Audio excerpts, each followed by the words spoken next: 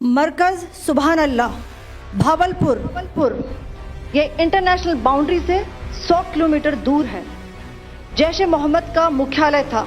यहाँ पर recruitment, training व इंडॉक्ट्रिनेशन का केंद्र भी था। शीर्ष आतंकी अक्सर यहाँ आते थे।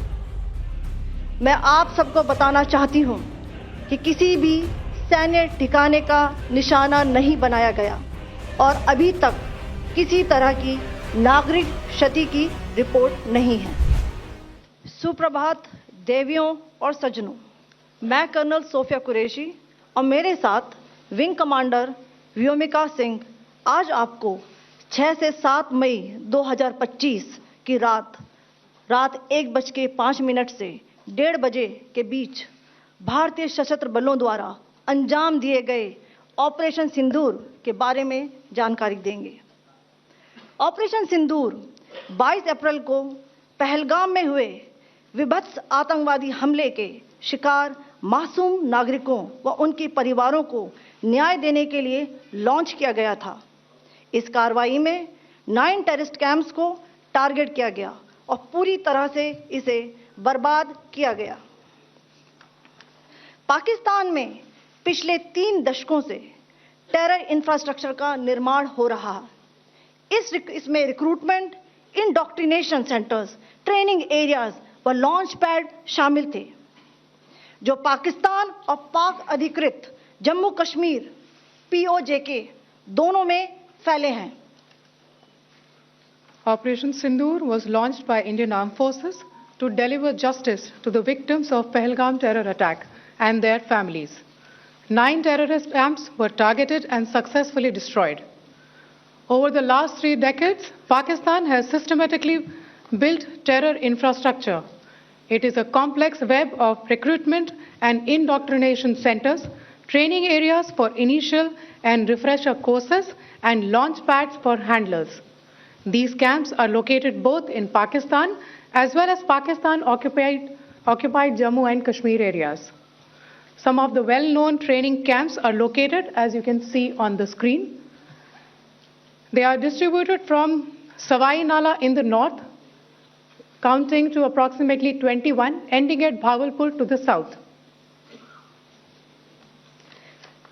इन लक्ष्यों का चयन विश्वसनीय इंटेलिजेंस सूचनाओं के आधार पर हुआ ताकि आतंक गतिविधियों की रीढ़ तोड़ी जा सके और यह खास ध्यान दिया गया कि निर्दोष नागरिकों और सिविलियन इंस्टॉलेशन को नुकसान न पहुंचे।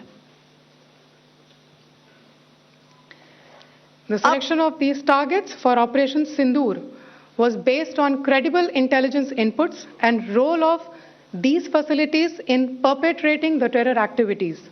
The locations were so selected to avoid damage to civilian infrastructures and loss of any civilian lives. This was done with due diligence, and the camps selected for targeting and their engagement will now be shown to you one by one. POJK के target मैं आपको बताना चाहूंगी। सबसे पहले सवाई नाला camp Muzaffarabad, जो कि POJK के लाइन ऑफ कंट्रोल से 30 किलोमीटर दूर है। यह एक लश्कर तौयबा का ट्रेनिंग सेंटर था। 20 अक्टूबर 2024 सोनमर्ग, 24 अक्टूबर 24 गुलमर्ग, 22 अप्रैल 2025 पहलगाम, इन हमलों के आतंकियों ने यहीं से प्रशिक्षण लिया था। सैयदना बिलाल कैंप मुजफ्फराबाद, यह एक जैश ए मोहम्मद का स्टेजिंग एरिया है। यह हथियार, विस्फोटक और जंगल सर्वाइवल ट्रेनिंग का केंद्र भी था। गुलपुर कैंप कोटली, यह LOC से 30 किलोमीटर दूर था। लश्कर तौयबा का बेस था, जो रजौरी, पुंछ में सक्रिय था।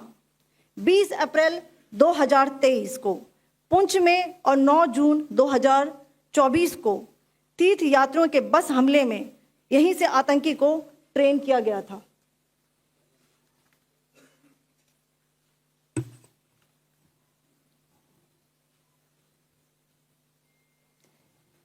बरनाला कैंप भिंबर, यह LOC से 9 किलोमीटर दूर है।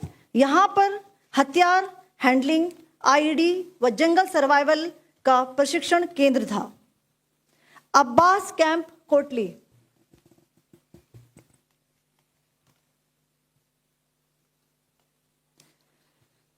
यह एलओसी से 13 किलोमीटर दूर है। लश्कर तौयबा का फिदाइन यहां तैयार होता था। इसकी कैपेसिटी 15 टेररिस्ट को ट्रेन करने की थी।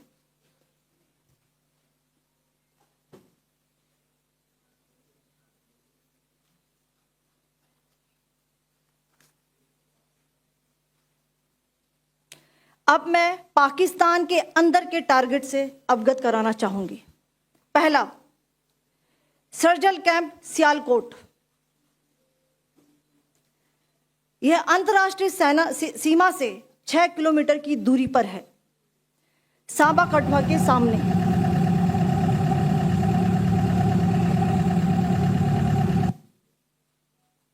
मार्च 2025 में जम्मू एंड कश्मीर पुलिस के 4 जवानों को की जो हत्या की गई थी, उन आतंकवादियों को इसी जगह पर ट्रेन किया गया था। दूसरा, महमूना जाया कैंप सियालकोट। यह 18 से 12 किलोमीटर आईबी से दूर था। हिजबुल मुजाहिदीन का बहुत बड़ा कैंप था। यह कठुआ जम्मू क्षेत्र में आतंक फैलाने का नियंत्रण केंद्र था। पठानकोट एयरफोर्स बेस पर किया गया हमला भी इसी कैंप से प्लान और डायरेक्ट किया गया था। मरकज ताइबा मुरीद के, यह आईबी से 18 से 25 किलोमीटर दूरी पर है।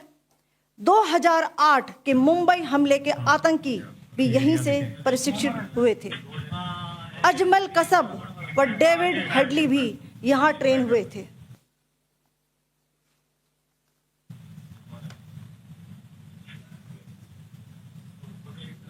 आगे दूसरा आया।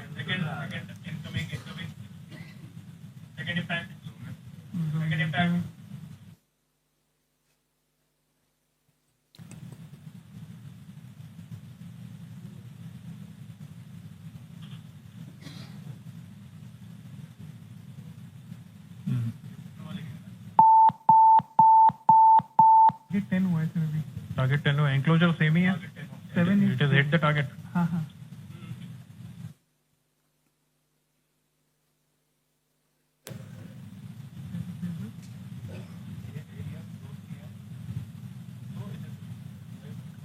पीछे आ गया सर, इम्पैक्ट।